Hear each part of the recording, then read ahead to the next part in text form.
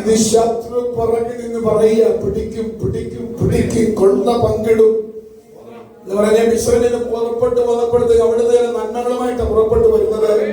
നിന്റെ കൈവശമുള്ളതിനെ അപഹരിക്കാൻ, നിന്റെ പ്രാർത്ഥനാ മണ്ഡലത്തെ അപഹരിക്കാൻ, നിന്റെ ആത്മീയ മണ്ഡലത്തെ അപഹരിക്കാൻ, നിന്റെ തലമുറയെ അപഹരിക്കാൻ, നിന്റെ ജോലി വിഷയത്തിൽ അപഹരിച്ചെടുക്കാൻ, നിന്റെ സഭാ മണ്ഡലത്തെ അപഹരിച്ചെടുക്കാൻ, ഐക്യതകളെ അപഹരിച്ചെടുക്കാൻ, ആരോഗ്യത്തെ അപഹരിക്കാൻ പിന്തുടരുന്ന ശക്തികളെ ഇന്ന് രാത്രി ദൈവന്മാർ വെട്ടിമാറ്റുകയാണ്.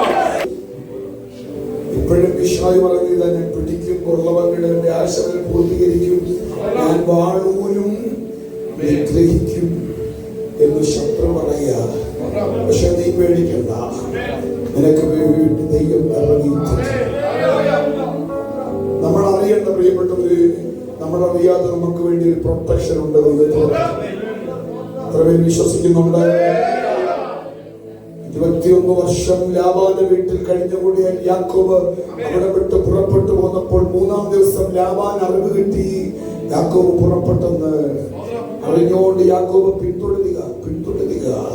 പിന്തുടർ വന്നപ്പോൾ ഒരു മലച്ചരിവിൽ വെച്ച് ദൈവത്തിന്റെ ദൂതൻ ഇടപെട്ട് പറയുക, എന്റെ ദാസനെ യാക്കോബിനോട് ഗുണമെങ്കിലോ ദോഷമെങ്കിലോ ചെയ്തു പോയേക്കരുത്.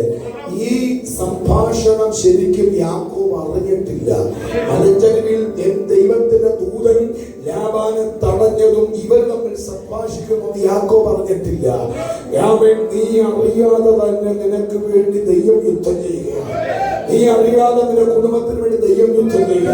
നീ കിടന്നുറങ്ങുമ്പോഴും നിനക്ക് വേണ്ടി സ്വർഗത്തിലെ ദൈവം കാവൽ നിന്നുകൊണ്ടിരിക്കുക. എത്ര ദൈവങ്ങൾ വിശ്വസിക്കുന്നുണ്ട്?